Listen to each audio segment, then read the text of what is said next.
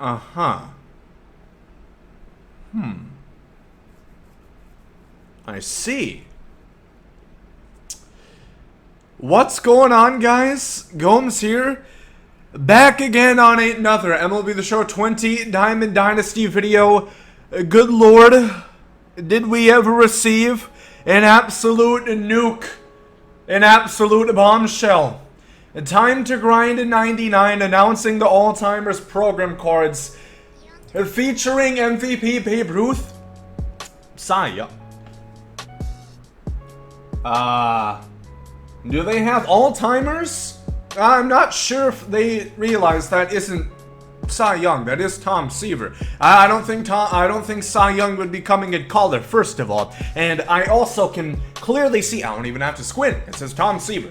Bit of a mishap there. They're kind of known for it. Trevor Hoffman and Evan Longoria.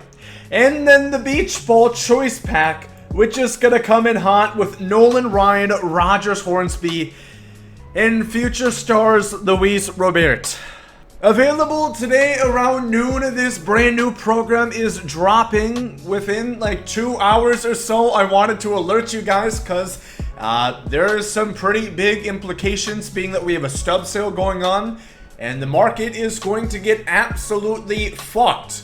Raw. No rubber. Not a single bit of preparation or lube was used. They just dropped it on us at 11 a.m. 3 hours before this is gonna drop.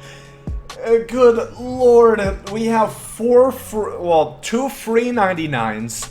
Trevor Hoffman, which is gonna be one of the best relievers all year. And a Ray legend. Ray's all-time leader in about everything, because they've been around for 10 years and they haven't won shit. So what a lot of people, including myself, are kind of thinking that's gonna be is likely this could be their spin on Moments Extreme this year. I think that could be the case. I've been thinking about that a lot. I've always thought it was going to be Showdown Extreme, and who knows, maybe this is something completely different. Maybe this is just a cool program that they want to drop on us. I'm not really sure. Time will tell, but this is pretty clear. It doesn't exactly take up a medical degree. It doesn't take you binge watching the entire series of Rick and Morty to understand that, these are going to be in a pack, man, just like any other pack that we have. I'd imagine it might be quite expensive. I don't know if this is, I'd find it hard to believe. Guaranteed one of these three. It just doesn't seem like something they do. They probably have like an 85 that you're gonna get the majority of the time. Who knows? We shall see. But I'm very curious what these cards are gonna look like. Let me know your thoughts and opinions. This is really, it's been a shitstorm. It's been a firestorm on Twitter. Everybody's trying to make sense, wrapping their heads around what possibly we could be seeing within 2 hours. And is this going to be extremely difficult? Could this be something like Signature Teams, I wonder, where it took a long time? It took like a month or so until we could actually finish. Is this something that we're going to grind out tonight? I'm not sure, but I do want to see kind of what these cards could look like, so I went ahead and looked at all their cards last year. Let's give it a gander. Alright, let's start with the big shebang, a 99 Babinold. That new nickname, not sure. Probably not going to stick. A 125, literally everything. Everything but vision. He's bunting too, but for most respectable human beings, that is not a concern. That's besides the point. Nobody gives a shit. I would imagine this is going to remain consistent on both of his cards in 18 and 19. It's always been maxed out on both contact and power. I think the cards basically replicate each other in those 2 years, and I'd imagine it's going to be quite similar. Probably just didn't want to repeat a signature card. And his MVP year, I don't remember what year it said, but I'm pretty confident we're going to see this is the best Babe Ruth that we are going to see. And it makes sense. He was an Immortal. 18, kind of hard to get, I would think. 19, he was World Series, but last year shit hit different. This card went for like 400,000 to 500,000 stubs at all times. I don't know if it's just nobody played the game anymore at that point, but it went for uber amounts of stubs on the market. The defense, I would imagine it's going to be quite similar. Mid silver to low silver, and then, mid 60s speed. which is going to be good enough. That's actually a solid defender. If you've had Reggie Jackson in your outfield this entire time, this should be no different. In fact, I think it might be a little bit, no, it'd be about the same defense that you're going to get with Reginald, and even better than Kieran. So, a 99 Babe Ruth is actually free this year. Good lord. Tom Seaver, not Cy Young, is going to be another one that is in this program. This is probably my favorite starter of all last year. His pitches are just so good. And of course, the sinker is even more dominant this year. His fastball has a bit of oomph ahead of his sinker. There's a bit of a disparity, which is typically what I look for.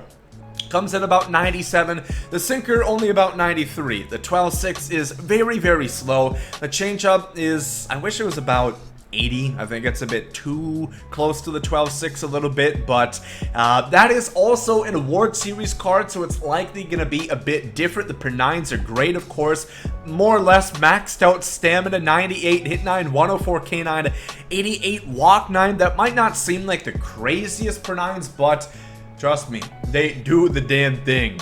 Trevor Hoffman. This is going to be one of the best, and since this is a signature Hoffman we're getting this year, it should be a 1-to-1 recreation. The stats should be exactly the same, down to the repertoire as well as the per-9s, which is great. This is another really good right-handed relief pitcher. You know, fastball doesn't blow you away, only goes about 95, but that does the job. The cutter has that, you know, differential, again, like 6 miles an hour. It's tough to pick up on. Kind of like you see with Kerry Wood, bit different. He throws 200 miles an hour, but you get the drift. The circle change is deadly, has tons of accuracy, and then 120 K per 9. This is going to be one of my favorite relievers all year. That's Evan Longoria, who we're going to be looking at.